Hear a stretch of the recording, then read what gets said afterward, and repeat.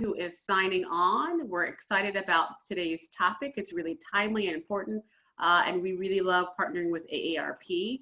For those of you who don't know me, I'm C. Marie Taylor. I'm the president and CEO of Leadership Montgomery. There's some other Leadership Montgomery folks on the webinar as well. So welcome to How to Care for Older Adults During and After a Time of Social Distancing.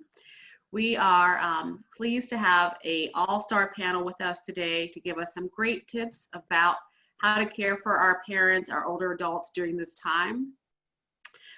We are pleased to have Michael Freeman. Michael, give him a wave if you would.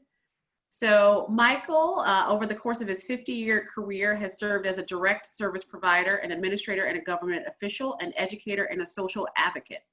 He retired in 2010 from his position as the director of the Center for Policy, Advocacy, and Education of the Mental Health Association of New York City, which he founded in 2003.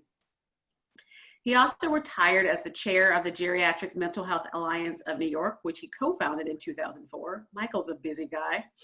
As the facilitator of the Veterans Mental Health Coalition in NYC, which he co-founded in 2009. So he is no stranger to founding amazing organizations. After his retirement, he continued teaching courses on mental health policy at Columbia School of Social Work until 2019, where he moved to Baltimore to be closer to his grandkids. Currently, he serves as a volunteer advocate for AARP Maryland, focusing on advocacy related to brain and behavioral health policy. He moved to Baltimore to be closer to his truly remarkable grandchildren, who he wishes he could give a hug to right now. I think we would all wish for that for you. And over the years, he's worked as an administrator, a public official, a social advocate, and a teacher at Columbia University.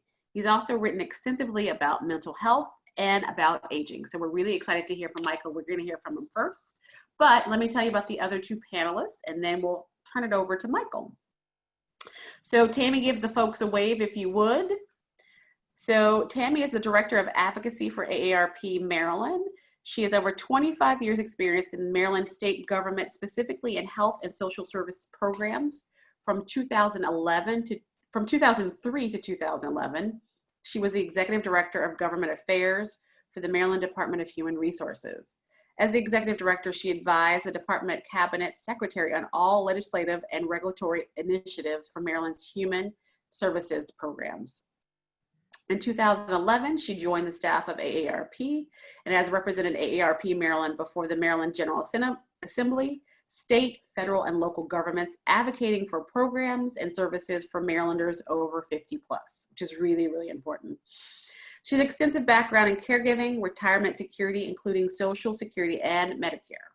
She's been recognized by Governors O'Malley and Elridge for the Governor's citations for leadership and commitment to the citizens of Maryland while in the state service. She's also been recognized by the Maryland State Bar, Family, Juvenile, and Law section as the 2010 Unsung Hero for Children.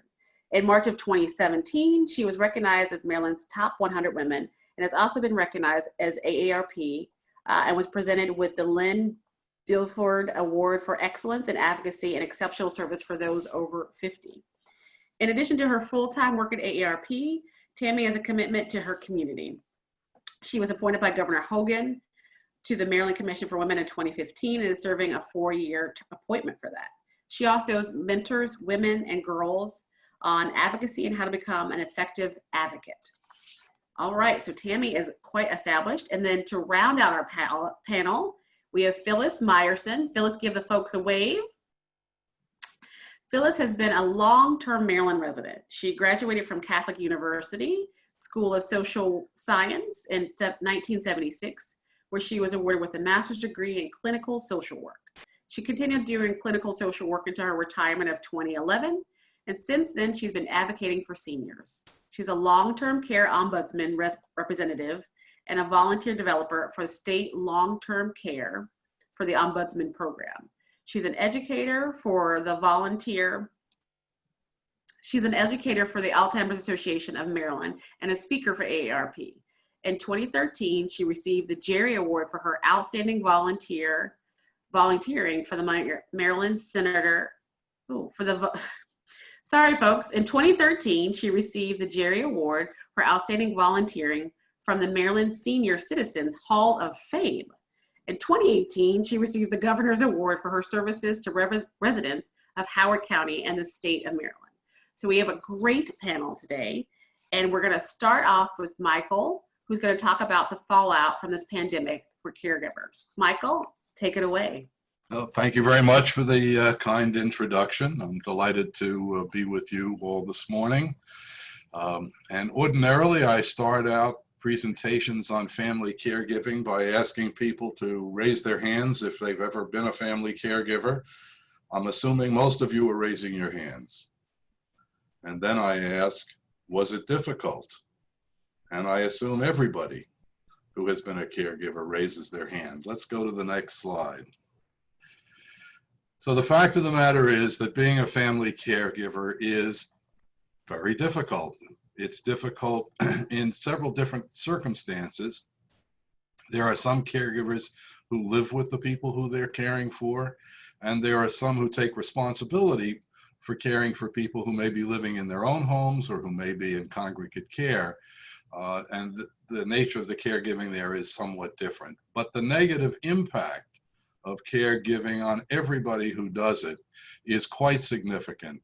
And I recently heard this broken up into 3 different kinds of negative impacts on physical health, mental health, and economic health.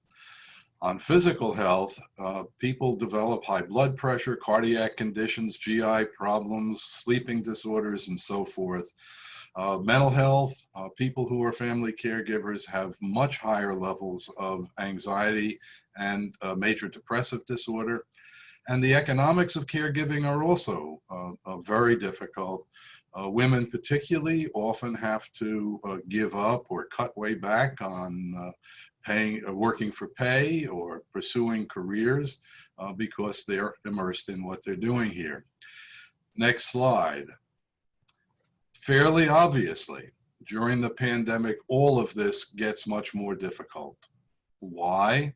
First of all, because there's heightened fear of illness and death, not only for oneself, but also for the people that you care about. In fact, there's some indication in polls that have been done that people worry more about the deaths of the people they care about than they worry about their own death. But I'm going to come back to this on the next slide. Secondly, economic issues are really quite significant during this time, as all of you know. For people of lower income, about 50% are reporting some significant loss of income. They've lost jobs, they've lost other sorts of support. And of course, the consequence of these kinds of economic pressures is much higher stress, much higher anxiety, and what often is not mentioned, a sense of shame that people feel because they're not able to continue to do what they have been doing to take care of themselves and others. For people who are caregivers, who are taking care of people with all sorts of disabilities, whether it's dementia or it is a developmental disability or it's a psychiatric disability, what's very important is to establish routines. And during the pandemic, routines have been wildly disrupted for people. And the result of that is increased confusion and agitation on the part of the people who are being cared for. It results in the exacerbation of pre-existing mental disorders. And it's important to keep in mind that it's not only people with long histories of psychiatric disability who have mental illnesses. Mental illnesses co-occur with dementia and co-occur with developmental disabilities and other kinds of physical disabilities as well.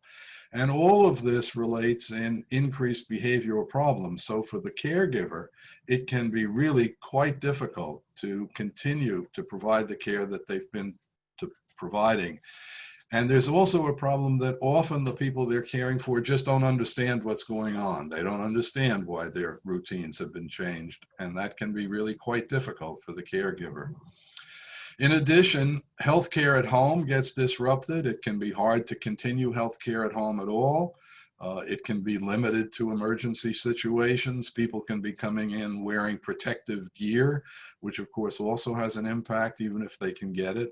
And there is much more reliance now on telehealth to get health services at all. That works fine for some people, but for people who don't have smartphones, computers, or technical skill, that can be quite limiting. Pretty clearly, if you are at home taking care of somebody and you have relied in the past on other people coming in to give you a break, that's very difficult now. Most people who are staying at home in this situation are sheltering in place, and so they can't have people come in who can give them a break. And the result of that for caregivers is pretty clear. They're very tired, just worn out. They're lonely, and they're more likely to get exasperated with particularly with the behavioral problems that become more common. Next slide. So in addition, there are more sleeping problems that caregivers experience. This has been well documented in recent research. And a major concern is who will take care of my loved one if I become sick or I die. Now, this is a theme that one hears always from caregivers who worry when they're taking care, particularly of younger adults or younger people in their families. Now, this, of course, is a much more common, I'll say, concern. What's going to happen if I get sick? Who's going to come in? Who's going to take care of people? And if I die, what's going to happen then? And finally, I'll just mention that for those who are taking care of people who are in congregate care, taking responsibility for them, there are a number of problems that have emerged that are quite significant. One of them is, of course, that they're not able to visit their loved ones in congregate facilities. And that is emerging as just a major loss for people who are accustomed to staying in touch with people in congregate care. People often in these kinds of situations feel increased guilt about having their loved one placed out of the home and wonder again whether they made the right decision. And of course, we know that there are an inordinate number of deaths now in nursing homes in Maryland and elsewhere. In Maryland, I believe that 50% of the deaths due to the coronavirus are taking place in nursing homes. That's a stunning and distressing number. And then dealing with the inability to be with people when they are sick, and then the inability to participate in the ordinary ceremonies of grief after somebody dies makes life increasingly difficult and contributes to the kind of psychological problems that people experience. Sadness is very powerful. And I can stop there. Or I can go on to the next slide. You tell me. You have 1 minute left if you want to wrap up. Otherwise, I'll hand this off to Phyllis. And folks, we're going to have time for Q&A after our panelists. So the wrap up is very simple. It's really tough being a family caregiver in the best of times. During the pandemic, it is much, much more difficult. And I've just listed out some of the reasons that makes it more difficult. Phyllis is going to have the tough job of telling you what to do about it. I'm just telling you what's tough. Thank you, Michael. So we're going to move on to Phyllis, and she's going to give us some tips, which ties nicely into the fact that Michael just told us what's tough. So Phyllis, take it away. Okay, I'm going to give a brief overview of being a family caregiver, for starters. And that's in both normal times and in times of pandemic. Some of the things you'll hear me say, Michael has already alluded to, but they're important, so I'll just say them again, that's all. Okay, next. Oh, yeah. Let me tell you, I'm going to start with the profile of the family caregiver and then talk about the importance of developing a care plan. Okay, next. Thank you. Profile. The average family caregiver is a 49-year-old woman. She works 30 hours a week at a paid job and provides almost 25 hours of care per week with no pay. 75% of those who identify themselves as caregivers are women, and more than 1/3 of those women have medical conditions that make them more susceptible to infections. Obviously, more difficult for them than in times of a pandemic. The cost of caregiving can sometimes be as much as 40% of the family's income. And the average recipient is a 70-year-old male. Next. So why do we need a care plan? Let me draw your attention first to this little picture on the side here. It's the cover of a Prepare to Care book, a publication of AARP. It has all the information that you could ever want on setting up a care plan. While we can't go into all of that today because we'd have a short time, you can download it by using the address that's on the left-hand side there, or you can call that 877 number and AARP will send it to you. Let me add that there is no charge for either the download or for the hard copy. So we urge you to use that if you're going to be a caregiver or you want to know more about caregiving. So back to the question of why do we need a care plan? When we start off caregiving, we may need only a few hours, and that's pretty manageable. As time goes on, the needs of our loved ones increase, as do the hours that are needed for the caregiving. So we need a care plan, a framework, if you will, to manage the many, many tasks and the many hours of caregiving. It serves as a guide to our caregiving. Having a care plan also helps us control the anxiety that often comes along with being a caregiver. In normal circumstances, 20% of our population struggles with clinical anxiety.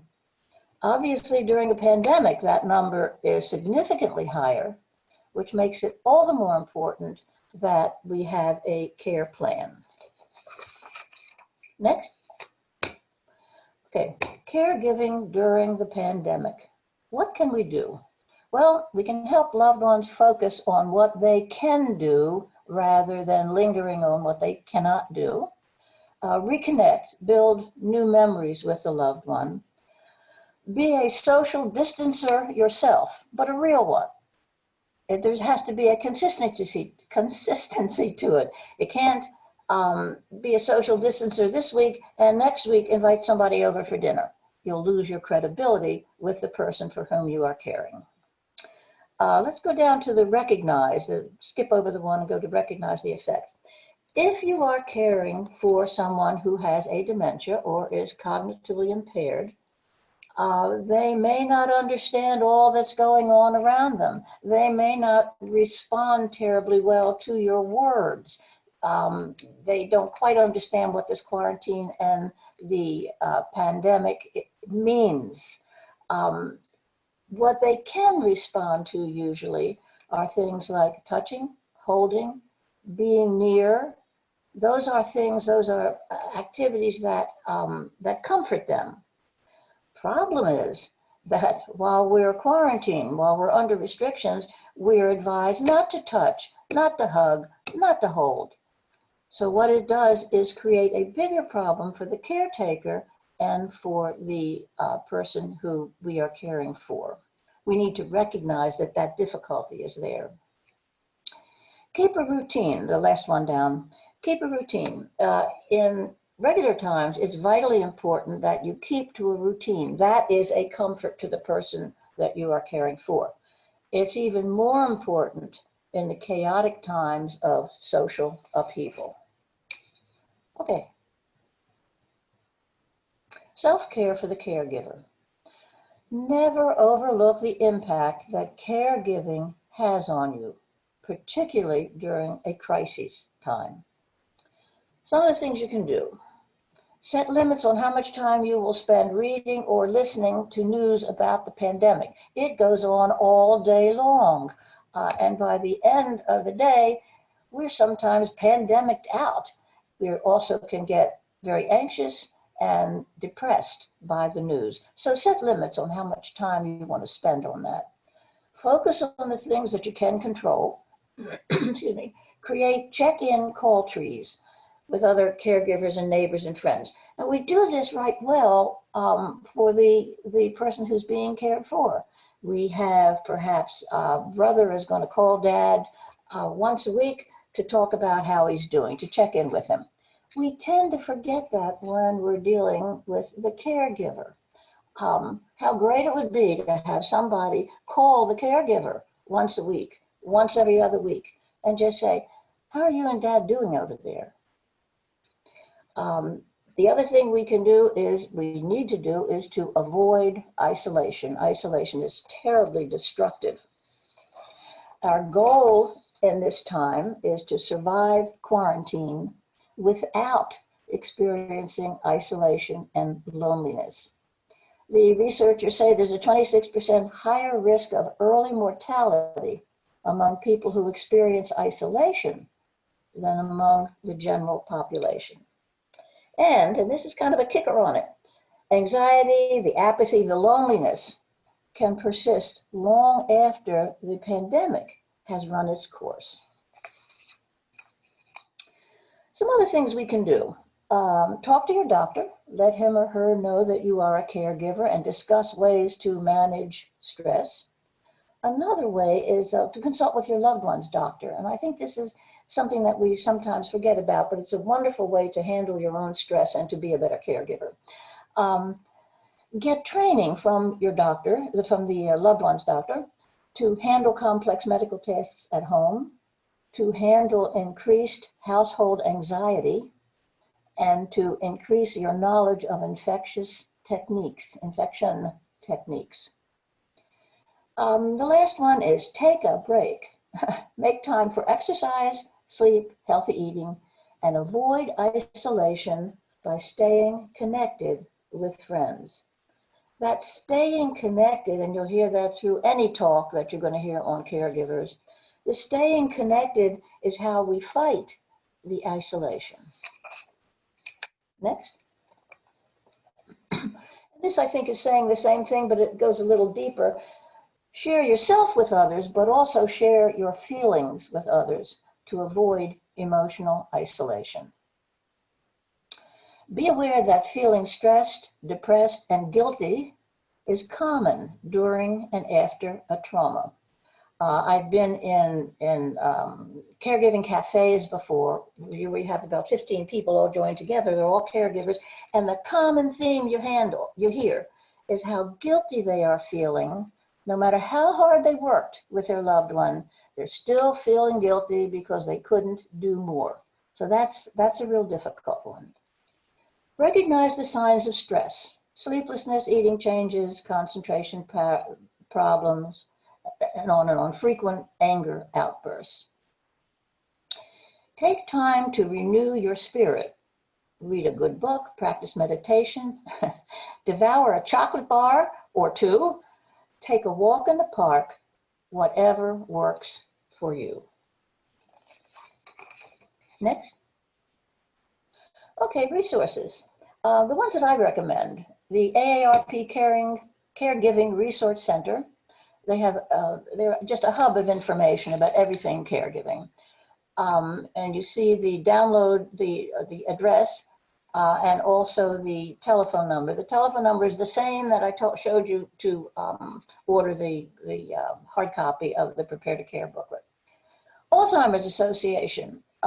If you have somebody that has Alzheimer's or another dementia or cognitive impairment, they're just superb to turn to. This 800 number that you see up there is a 24/7 number. You can call them 3 a.m.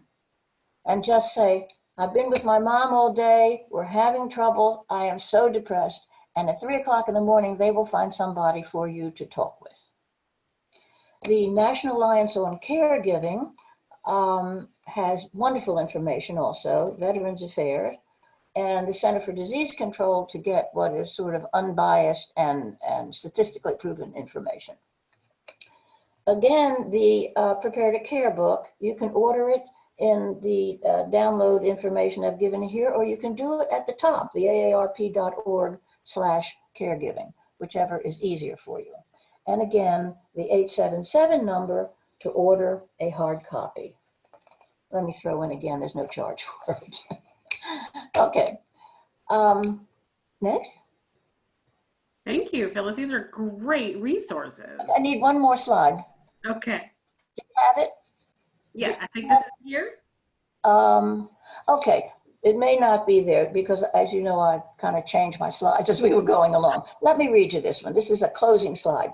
This is a quote from Rosalind Carter, who was the wife of President Carter in the late 70s, early 80s. And here's what she said.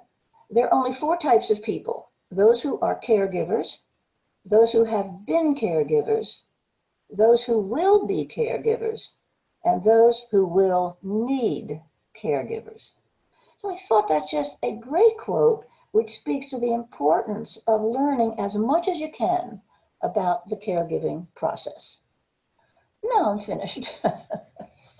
Thank you. That's a great closing, and it's a great segue to bring in Tammy, who's going to talk about some advocacy, because all of us fit into one of those 4 pieces, right? And so I think it's great that we talk about advocacy and the need for reform, so that as we're fitting into one of those categories, we can help make it a little bit easier for each other. So we're going to turn it over to Tammy, who's going to talk about AARP's advocacy efforts and what's happening around COVID-19 and long-term care. Tammy, take it away. Thank you, and good morning to everyone. I know it's almost noon, but it's still noon. I mean, it's still morning as far as I'm concerned. And let me say right off the bat that this is the new norm, working from home. So dogs, kids, lawnmowers, sprinkler systems, anything goes in this new norm. So I'll apologize ahead of time if any of those 5 or 6 things happen while I'm giving this presentation. I'm trying to be in my own room, but so AARP has been working on long-term care, specifically in long-term care facilities, since March. And since March, more than 50,000 residents across the United States and more than 1,017 residents in long-term care facilities have died in Maryland. So let's go to the first slide, or the second slide. In March, the Centers for Medicaid and Medicare issued guidelines. We also call that CMS, that significantly decreases visitation and additional restrictions on long-term care. But when they issued those rules or those recommendations, they were very ambiguous. States had a lot of latitude, and so did the facilities. And AARP was asking the following questions. How should a facility interpret terms like should or recommend? And that's what we were struggling with in the state of Maryland. How do these rules apply to assisted living? Because there is a difference between nursing homes and assisted living, mainly because of the funding streams. Most nursing home residents have some kind, or there is a lot of federal funds, either Medicaid and some personal funds, but most assisted livings are self-pay. How will the state or the facility determine the meaning of and apply ambiguous standards in the rules, such as when a visitor is essential or not, or how they interpret, whether they should be tested or not? All of these things were very loose. And what will the process be to appeal these determinations, and how long the restrictions will last? One of the first things that we encountered, and let me start off by saying that Governor Hogan was very proactive on nursing homes and long-term care. He did develop a strike force, he developed a bridge team, but there were some things in the initial beginnings that they just did not do. And one of those things was that they were not releasing the information when people tested positive within a long-term care facility. So AARP got their pens in order, and we started drafting letters to the editors, letters to the governor about the need for people to know which facilities were testing positive. And so that was one act. And then a few days later, after our director, Hank Greenberg's letter appeared in the Baltimore Sun. It was a couple of days after that when the governor ordered all long-term care facilities to post or disclose that folks had tested positive within that facility. And we thought that was important for families because, number one of the first things that the facilities did is and Michael touched on this, they did not allow visitors, they did not allow family members. And so these are loved ones who have been maintaining a relationship, sometimes acts as a caregiver as the person is in the facility. And this can be detrimental to a family. Next slide, please. The other thing that we were concerned about is that COVID was entering these facilities through the staff. And we wanted to know how the state could ensure that facilities have adequate staff and whether or not those staff had been screened and how they were doing it, how they were going to facilitate visitation and the use of personal protective equipment, whether or not they had it. And so then we started another letter writing campaign. And as we highlighted the fact that this personal protective equipment known as PPE was needed, that testing and disclosure of the testing was needed, though more of that came to light. And as you know, it became a national issue. And AARP states across the country were asking these same things of their governors and of their departments of health. And then what kind of policies was the state considering to respond to situations where staff had insufficient needs and to meet the needs of the residents? And so that still is required. I will say that as of last June 10th, the Department of Health, for the first time since I believe February, the surveyors or regulators went into facilities and then they issued, I think it's a 10-page amended document that requires, staffing and volunteers and visitors and all of those folks to be tested once a week. There's other limitations that they're putting around people that go into these facilities and requiring them to make sure that the residents are safe. Next slide, please.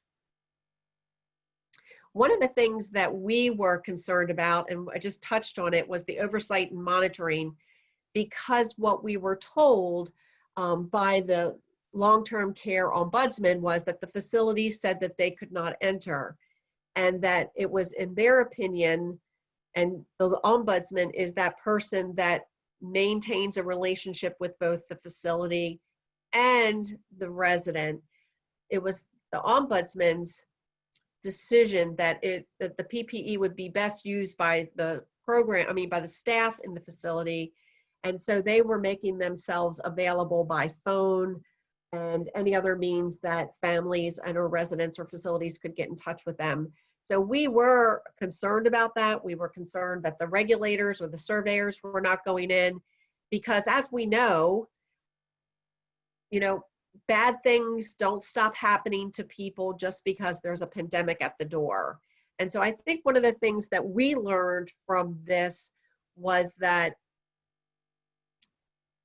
the state needs to have processes and plans in place. And one of the plans, or one of the amended criteria, is that facilities have a backup plan.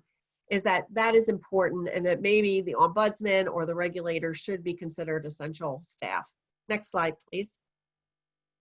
And then the access to the ombudsman program, because the folks that are living inside, their families couldn't get in touch with the residents. They could not, we had one situation where we had a member contact us who said she went to the facility, that the shades were drawn, that she couldn't even see her mother. There were other folks that were complaining when they called, they couldn't get any response from the staff. When they did, they were told that the resident was asleep. And I think it's really, really important that there are multitude of situations where people, especially families, have a person they can call, or a agency they can call to find out what's going on in that particular facility. Next slide, please. We believe that communication with residents and family was the utmost important, and we did see in this this experience, and it's not over. I mean, the second wave is upon us. It's going to be in the fall.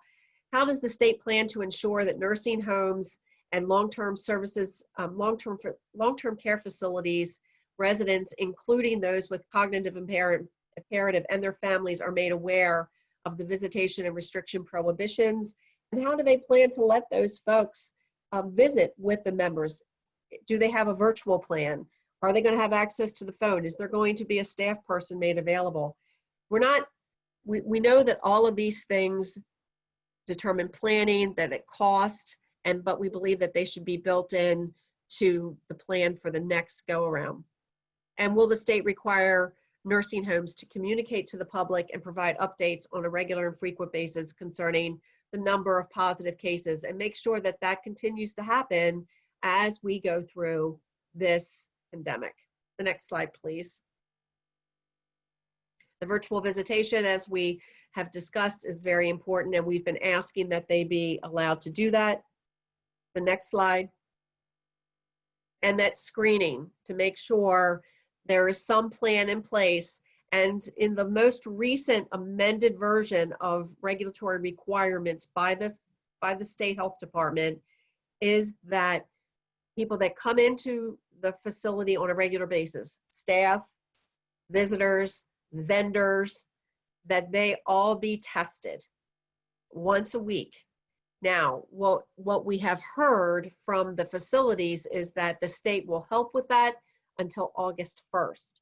So we're hoping that the state will come up with additional help for that screening after August 1st, because people need to know what's going on in these facilities. Next slide, please.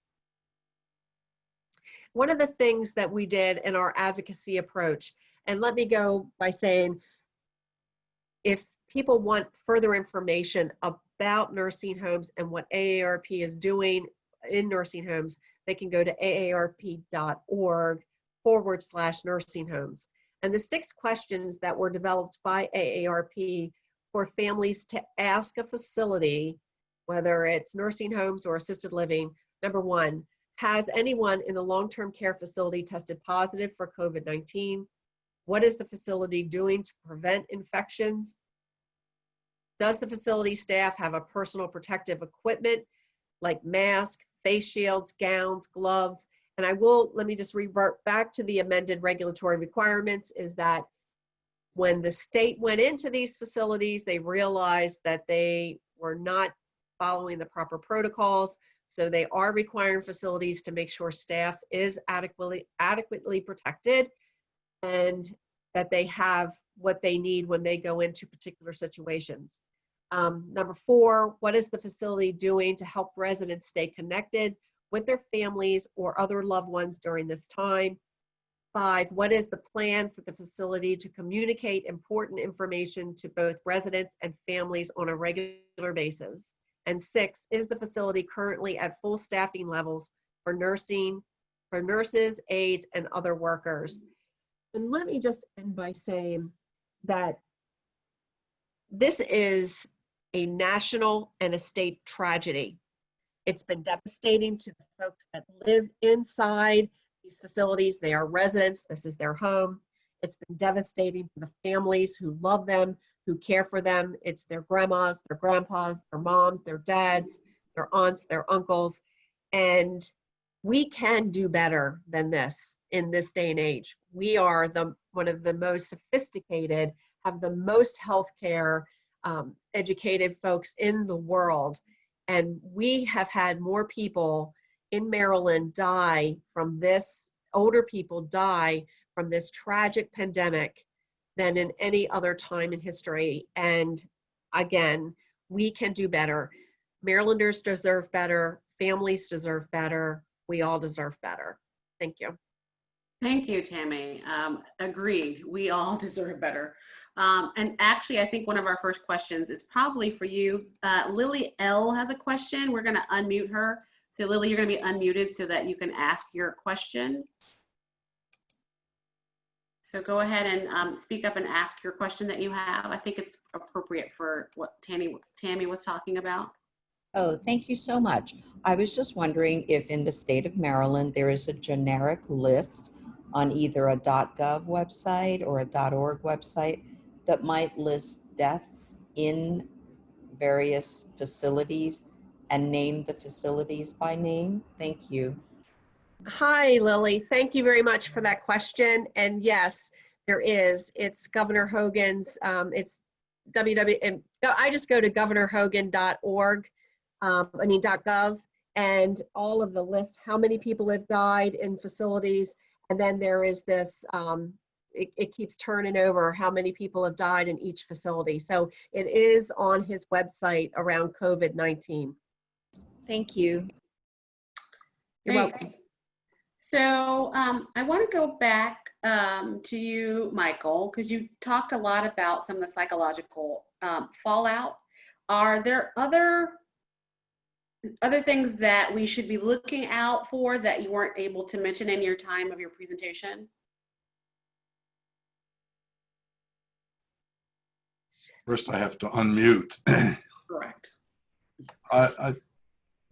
I'm not sure how to answer that. Yes, I have a much longer list of issues that arise in people's lives. And in fact, if we put the PowerPoint back up and went to number 6, there would be a longer list. But I think that people who are living through this know that when they are distressed about something. And one of the things that has been striking to me is the subjectivity of all of this. Different people have different reactions to what's going on. And it's very important for them not only to have some sense of what they should be looking out for in themselves, but also to be paying attention to what their feelings are. And not to feel that their feelings are inappropriate in some way. But here's a list. I've mentioned some of these. The fear of illness and death, particularly for loved ones. People apparently are more afraid that their loved ones will die than that they will. Anxiety and shame about economic need, I had also mentioned. Social isolation keeps coming up. Loneliness, and what I didn't mention here is the loss of physical intimacy has an enormous impact. You mentioned it, Marie, when you told everybody that I'm sorry I can't hug my grandchildren. Mm-hmm. But that's really important, to be able to have physical intimacy, and that includes sex. And frankly, if you go out into the streets of Baltimore these days, what you see burgeoning is the sexual needs of a lot of young people for whom that has become far more important than protecting themselves from sickness. Mm. Sadness and hopelessness, which we've mentioned now. Inactivity and boredom. This is really big for people. Now, there are some people who are very busy while this is going on. I think of parents who have their children at home with them, who aren't going to school, who are trying to work at home and take care of their kids at home at the same time. The inactivity and boredom is not their issue.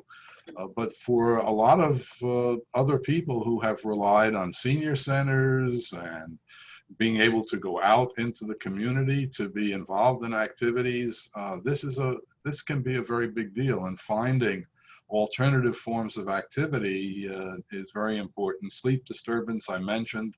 I did not mention the overuse of alcohol or drugs. This is very important for people to be paying attention to. You know, a lot of us would like to have an extra drink here or there because these are really tough times, and you know, it's nice to have a drink when you're going through tough times, but you got to be very careful about that. There's significant indication that alcohol use particularly is on the rise, and since today we're talking about older adults, it's alcohol that we have to be particularly concerned about with older adults. They are much less likely to go out and buy heroin or cocaine on the street. And the biggest issue for them is the overuse of alcohol or the misuse of painkillers as well. But we know that alcohol use is up. Got to watch for that very carefully. Being precluded from helping family and friends. So the sense of isolation, being cut off, the sadness of that and so forth. But one of the other things that comes up is that many people get an important sense of self-esteem from being able to help other people. Mm-hmm. And when they're cut off from being able to be helpful, particularly to people in their family, because of being physically isolated, it's a real blow to self-esteem. It is. And so one of the questions that we had are that we know that there are some opportunities for volunteering, particularly if you want to help in this population. And so I wonder if any of the panelists know about any of those or can talk about any of those. There are some where we've suggested writing cards or sending letters or doing, Phyllis, I love your idea about the phone tree. Do any of you have any other tips or about volunteering opportunities? Well, I have a couple of things that I can suggest. First of all, AARP provides a lot of volunteer opportunities.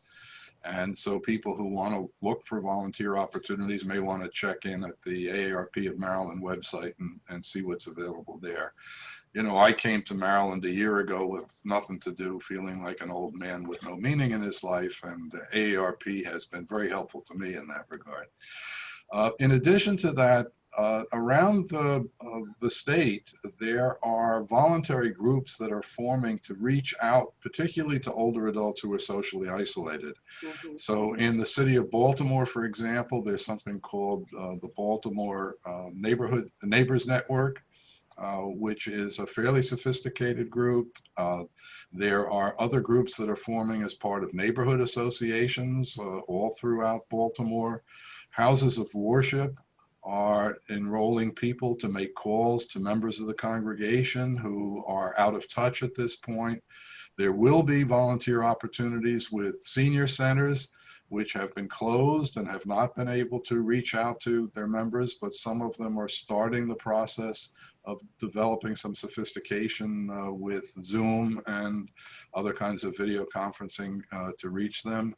AARP has a system, a national system where people can sign up to volunteer to call people who would like to get calls. It's a sophisticated computerized system. So that's a few off the top of my head. All right, that's great. Phyllis, I think you want to jump in, and then we have a question from Janice that we're going to take off mute in a second. So Janice, get ready to ask your question. Phyllis, go ahead. In terms of volunteering, this is a personal one, but I think it shows that if you can figure out what your skills are, you can use it. My daughter decided to start a group called Howard County Mask Makers. And she has now, because she loves to sew, that's her craft thing. So she has now made 9,000 masks that she has contributed to first responder, nursing homes, assisted living facilities. So it's another way to look at what can I do, what can I provide, and go ahead and make the connections and do it. So. Thank you. Tammy, did you want to jump something in before I? Just real briefly, like Michael was talking, just real briefly, AARP, the national office, has a community connections, AARP.community connections, where they can find volunteer opportunities and where they're trying to hook up an AARP member or an interested person with someone that is in need. Our advocacy core, we are beginning to develop our legislative agenda. One of those things will be on nursing homes and assisted living, and in behavioral health. We'll be working on a multitude of things for next session. And so we are the beginning stages of organizing those meetings now. So anybody that wants to come along, there's always room for you on our advocacy team. Absolutely. I think that's a great segue. And so I think Janice has a question. I think we've unmuted her.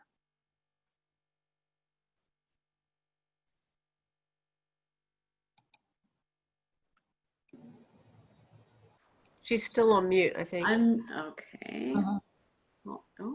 Hopefully. Let's give us a second. We'll try to grab her.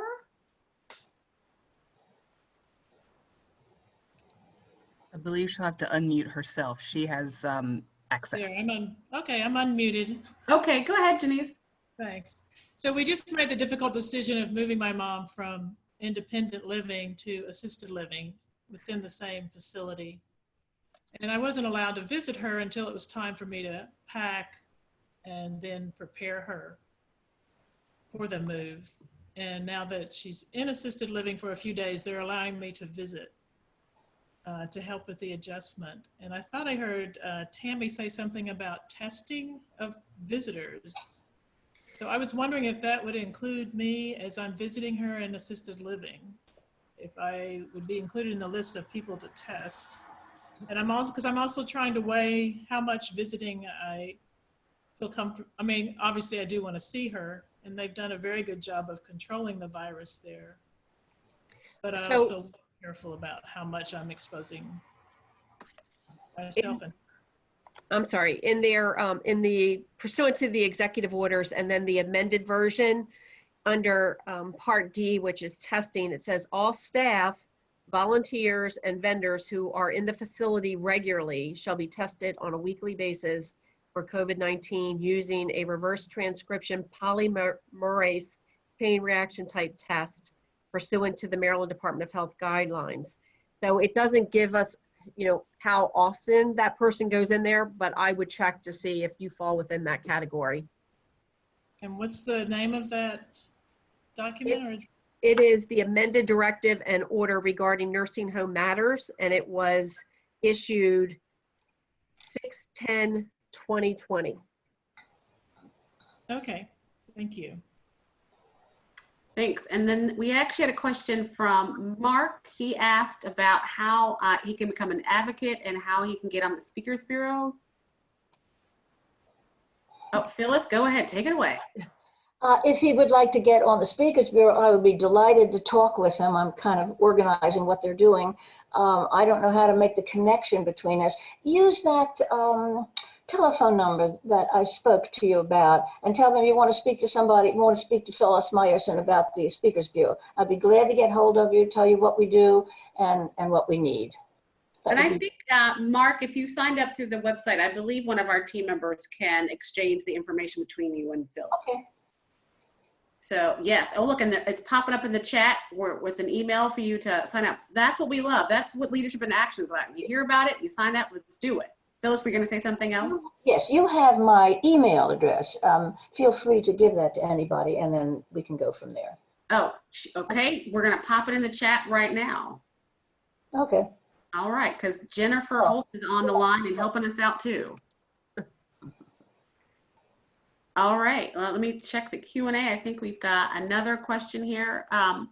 Another question we have here is how can we encourage men to get involved with the caregiving process? We talked about, you gave that high number, Phyllis, about the number of women that are doing the work. Yeah, and they say that men are now becoming more busy with caregiving, and the numbers look pretty good, but the number of hours that they devote to it do not equal the kind of hours that women do. So it still is a women's field. They're also using young people, 18 to 24, 18 to 30 might be, I don't know, which is a new piece of data, because those people are having trouble being caregivers. They're just starting their career, they're just out of college, etc. But they are beginning to move into the caregiving process. So that's encouraging. Yeah, that was one of our questions. And I think we have a lot of folks kind of in that age range. And so if any of you have any tips about how to manage that, we'd love to hear that. Well, I think it's really important that while, you know, to look at your care structure, I think they say it takes at least 4 or 5 family members to care for one person that may not be in a facility. And so sometimes you have to set boundaries around your time, and you also have to reevaluate your care structure. As the family unit shrinks a little bit, so does the caregiving members. So it shouldn't, you know, I know in most families it falls to maybe the youngest child who happens to be a woman, but that's a time that you need to talk with all the siblings or all the members of the family and try to reevaluate what the needs are. And sometimes once they understand what is entailed, they're much more willing to hop on board. Let me say one thing to follow up with Tammy. Take a look at that Prepare to Care book, because in there are the very things she's talking about. And one of the things that they say is that caregiving is not a one-person job. You have to have a team. You have to either the family or friends or whatever. So if anybody's interested in that, it would be a good thing to get the book. Okay, You thank know, you. I think one of the things they say is make it a family affair and sort of structure the care around, you know, around the entire family versus just one. And when everyone is in the process, the decision-making process, then they're more apt to buy in. Well, let me just add something to that, which may be a little cynical, based on my experience, where I was the primary caregiver to a grandmother, an aunt, and a mother. And I had other people in the family who were very happy to give me advice and to tell me that what I was doing was wrong. But they weren't particularly willing to participate in helping out, even by contributing money to their care, which I took care of. So I think, yes, it makes sense that a family team get defined here, but I think that the experience that often happens, Tammy, I guess you said the youngest daughter is the one who gets stuck with it. But whoever it is, in many, many families, somebody gets stuck with that responsibility, or is the person who will accept the responsibility, and the others are free to criticize but don't provide that much help. Just a cynical view from I an think old that's man. what I think that's why it's important to plan ahead. And I think Phyllis can speak to the planning ahead. And along with that are the advanced directives, so that everybody's role is kind of laid out. Now, whether or not they adhere to it once you get there, Phyllis has the Prepare to Care book, and it talks a lot about planning ahead, establishing what those roles are going to be. Yes, go ahead, Phil. So we have one final question before we have to close out. Okay. No, All that's okay. Go ahead. Go ahead. I turn it back to you. Final question is from Arnita. Arnita, I think you're unmuted if you want to ask your last question.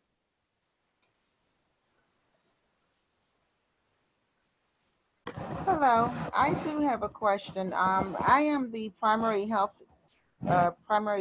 for my mom, but we also have a health aide that normally would come to our house daily. However, her aide became sick or wasn't feeling well. So needless to say, the aide is not here now. But my question is, the agency that they work for, they are not required to test their employees before they come out to people's homes. And that's somewhat concerning, because right now I'm teleworking. What happens when I go back to work and she needs, people to come back and help her again? I don't understand why nursing homes and those type of facilities, it's mandatory that they test their employees, but the health aides that send out people, they don't do that. Can anyone give me any information or where I can find out more about why they're not required to test? I can't tell you why they're not required to test. It's been a little bit more difficult, where I don't know if this is a private pay or if it's part of the in-home services, in-home aid services provided by the state. It's something that I've been keeping my eye on, but nothing that has bubbled up. And so this is a good time to start asking that question. I've been very concerned about in-home aids and these private healthcare facilities that send people to their homes. And the same questions that you ask the nursing homes, you should be asking that facility or that company that's sending someone to your home. Thank you. Thank you. So And there are significant problems for any home health provider in having enough personal protective equipment to be able to enter the home safely and to do what they do, both to protect themselves and to protect the people that they're caring for. And it's my sense that there has been much too little attention to making sure that home health providers have adequate PPE. There's been a lot of attention in hospitals where it's not as successful as it should be. Growing attention, I think, Tammy, in nursing homes. but I haven't heard much conversation about the shortage of PPE for people who are coming into the home. And I think it's a big issue. Thank you. Well, we have closed out the hour, believe it or not. So I want to thank you, Michael and Phyllis and Tammy and everyone who attended the webinar. We will definitely send out the resources and slides from today. Leadership Montgomery here is to provide great information for you all. So we are excited about having you all. We thank you so much. Look for our next set of work. We are doing a 4-part series called Intentional Conversations around race and dialogue. And actually our first one is race between the generations, and that's on July 7th. So check our Leadership Montgomery website for that 4-part series. It will promise to be informative and give you an opportunity to practice to have conversations around race between the generations. So it's quite appropriate tie-in to today's conversation. We are big fans of AARP and support all the work that you do. We'll try to send lots of volunteers your way. We thank you so much. And the other thing that you all can look out for is our speed networking event that's at the end of July. We're just trying to be a resource for you all to stay connected while we are physically apart.